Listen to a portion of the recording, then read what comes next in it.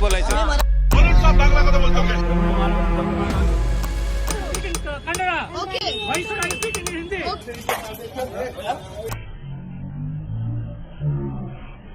भाषा बोलचाल का सबसे महत्वपूर्ण साधन है जो न केवल हमारे विचारों और भावनाओं को व्यक्त करने में मदद करती है बल्कि समाज में आपसी संबंध बनाने का आधार भी है।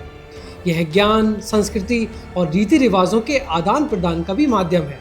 शिक्षा और सीखने की प्रक्रिया भी भाषा पर ही निर्भर करती है। नमस्कार, मैं हूं मृदुल और आज बजरपट्टू दुनिया चैनल पर देश कनेक्ट के इस एपिसोड में हम समझेंगे भाषा और भाषाई विवाद से जुड़े हर महत्वपूर्ण पहलू के बारे में। और इसको बहुत ही आसान तरीके से समझने के लिए हमने इस पूरे सिनेरियो को 6 छोटे छोटे चैप्टर्स में डिवाइड किया हुआ है। तो आइए बिना समय ज़ाया किए समझते हैं इस पूरे मुद्दे को। कभी एक छोटी सी बात जैसे एक स्टूडेंट का बर्नआउट या एक प्रोटेस्ट जो सिस्टम पे सवाल उठाता है एक बड़ा सोचने वाला मोमेंट बन जाता है। मैं हूं मृदुल और मैं उन स्टोरीज को ट्रैक करता हूं जो ट्रेंडिंग नहीं होती लेकिन देश की आत्मा वही होती है। कभी कश्मीर का सन्नाटा, कभी क्लासरूम का प्रेशर, कभी आइडेंटिटी का कंफ्यूजन और कभी वो इमोशंस जो कभी समझे ही नहीं जाते। इन सब के बीच छुपा होता है एक कनेक्ट, सोसाइटी, पॉलिटिक्स और हम सब के बीच का, क्योंकि वही तो है असली देश कनेक्ट। भारत जैसे बहुभाषीय देश में भाषा विविधता की प्रतीक है जो कि अलग अलग समुदायों को जोड़ने का काम करती है। तो क्या भाषा झगड़े का मुद्दा बननी चाहिए? अभी हाल ही में महाराष्ट्र में भाषा को लेकर एक बड़ा विवाद सामने आया जब राज्य सरकार ने त्रिभाषा नीति, जिसे हम 3 लैंग्वेज पॉलिसी भी कहते हैं, उसके अंतर्गत पहली कक्षा से ही हिंदी को तीसरी भाषा के रूप में अनिवार्य करने का फैसला किया। ये फैसला कई साहित्यकारों, शिक्षाविदों और क्षेत्रीय भाषा समर्थकों को खटक गया। विवाद इतना बढ़ा कि कई मराठी लेखकों और शिक्षकों ने पुरस्कार लौटाए और विरोध प्रदर्शन भी किए। बाद में सरकार ने स्टेटमेंट दिया कि हिंदी अनिवार्य नहीं होगी बल्कि ऑप्शनल होगी। भारत में भाषा से जुड़े विवादों की शुरुआत स्वतंत्रता से पहले ही हो चुकी थी। स्वतंत्रता पूर्व 1937 में मद्रास राज्य यानी आज के तमिलनाडु की सरकार ने जब माध्यमिक स्कूलों में हिंदी को अनिवार्य करने का प्रयास किया तब वहां बड़े पैमाने पर आंदोलन हुए। इस आंदोलन में 2 युवाओं थलामुथु और नटराजन की मृत्यु हुई और अल्टीमेटली मद्रास के मुख्यमंत्री सी राजागोपालाचारी को अपना आदेश वापस लेना पड़ा। लेकिन स्वतंत्रता के बाद ये विवाद बड़ी तेजी से सामने आए। 1965 में भी जब अंग्रेजी को सह राजभाषा से हटाकर हिंदी को देश की एकमात्र राजभाषा बनाने की निर्धारित समय सीमा नजदीक आई, तब वहाँ फिर से उग्र विरोध प्रदर्शन भड़क उठे। पुलिस फायरिंग और आत्मदाह जैसी घटनाओं में उस दौरान कम से कम 70 लोगों की जान गई। अब इन भाषा और भाषा से जुड़े विवादों को पूरी तरीके से समझने के लिए भाषा के इतिहास को जानना बहुत ही महत्वपूर्ण हो जाता है। तो आइए जानते हैं कि भाषा आखिरकार है क्या, भाषा का ओरिजिन कहाँ से हुआ है। लगभग 1 लाख से 30,000 ईसा पूर्व के बीच जब मानव जंगलों में रहते थे, शिकार करते थे, तब उनके पास न तो कोई शब्द थे और न ही कोई भाषा।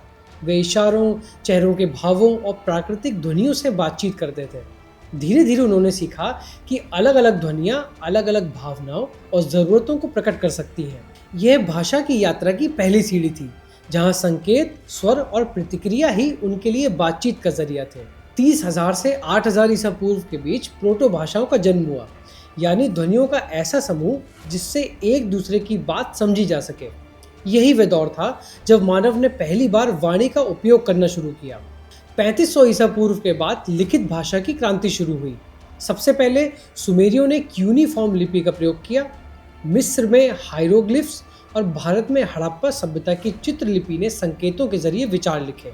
इसके उपरांत संस्कृत भाषा का जन्म हुआ जब आर्यों का आगमन भारत में हुआ। महान व्याकरणाचार्य पाणिनि ने लगभग 4वीं सदी में अष्टाध्यायी की रचना करके संस्कृत को एक अत्यंत संगठित और वैज्ञानिक भाषा के रूप में स्थापित किया।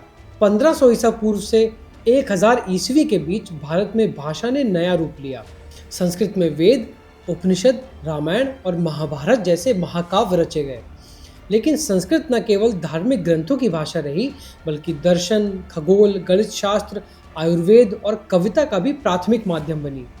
साथ ही तमिल भाषा द्रविड़ भाषा परिवार की सबसे पुरानी लैंग्वेज मानी जाती है। तमिल संगम साहित्य जो कि लगभग 300 ईसा पूर्व से 300 ईस्वी के बीच लिखा गया, इस भाषा के प्राचीन और साहित्यिक स्वरूप का प्रमाण देता है। 600 ईस्वी से 1000 ईस्वी के दौरान जैसे जैसे क्षेत्रीय भाषाएं दैनिक जीवन में उतरी, संस्कृत से निकली प्राकृत और फिर अपभ्रंश भाषाएं विकसित होने लगी। यही वो चरण था जब हिंदी, मराठी, बंगाली, गुजराती जैसी भाषाएं जन्मी और भाषा अब सिर्फ धार्मिक या शास्त्रीय नहीं रही, बल्कि आम लोगों की रोजमर्रा की जिंदगी का हिस्सा बन गई। मध्यकाल यानी मेडिवल पीरियड में भारत में विभिन्न सांस्कृतिक प्रभावों से हिंदवी, हिंदुस्तानी और फिर हिंदी व उर्दू जैसी भाषाओं का विकास हुआ।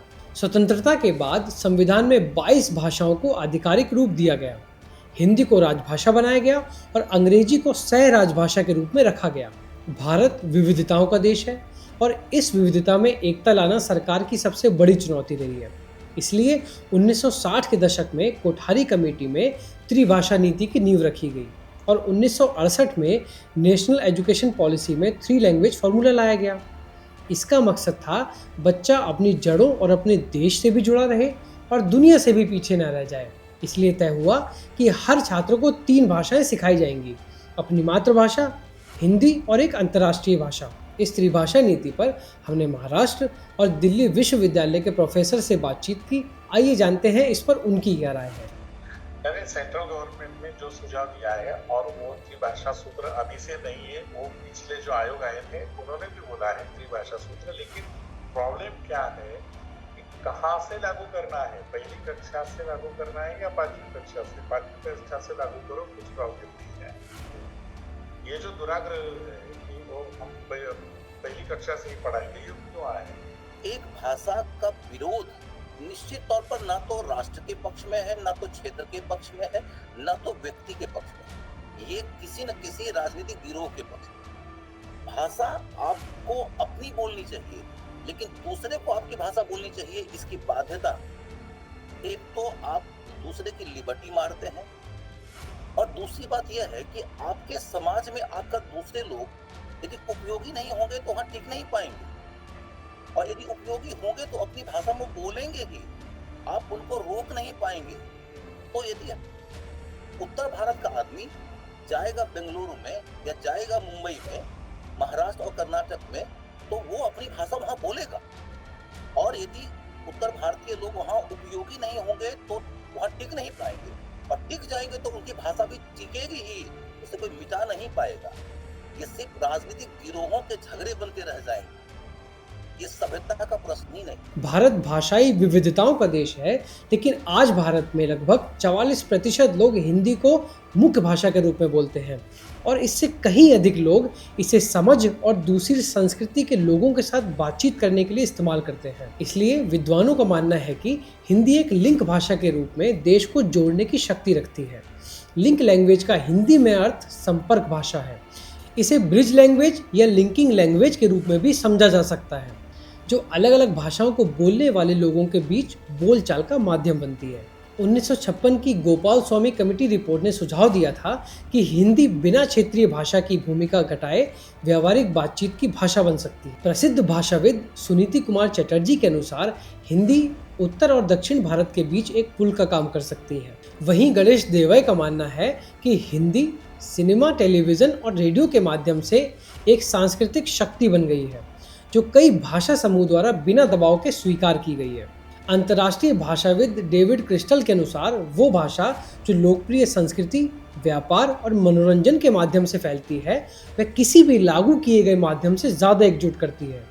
भारतीय संविधान का आर्टिकल 29 भारत के हर नागरिक को अपनी भाषा, लिपि और संस्कृति को सुरक्षित रखने का अधिकार सुनिश्चित करता है। भारत में हिंदी बोलने वालों और समझने वालों की तादाद और इन विचारों से ये निष्कर्ष निकलता है कि हिंदी में भारत के अलग अलग राज्यों को एकजुट करने का सामर्थ्य है।